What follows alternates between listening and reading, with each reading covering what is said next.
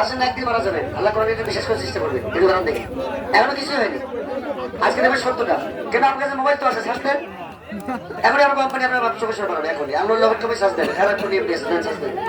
এটা ঢাকার কেউ রাস্তা থেকে বানাতে পারবে না, এটা তখন দেখি যাক একটু বসেন, আপনার ধরা লাগবে, যান কিচ্ছু লাগবে না, যান এখানে জানতে এটা হবে জিনিস নেই, এটা আল্লাহ নির্মিত শক্তি। দেখেছেন দেন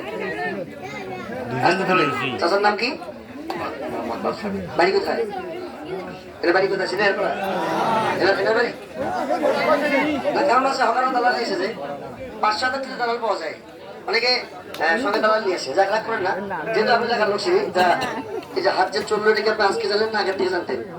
না আমার তো কোনোদিন না জানেন নাই ভাই, আপনি কি আজকে জানলেন না আগের থেকে?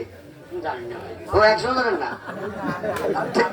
কার কোনটা আছে অনেকে জানি অনেকে জানি না, কি বলেন? তারা মালিক হতে পারেন, আমার কিন্তু এখনো বিশ্বাস হয়নি। আপনার যদি এলাকার যে মান্যগণ্য আছে সবাই বিশ্বাস করে মানবো না, কেন জানেন? ইনি সত্যিই না মিথ্যা, কারণ কি তা না আপনি বললে মানবো না, বাংলাদেশ সরকার বললে মানবো না, কেন জানেন?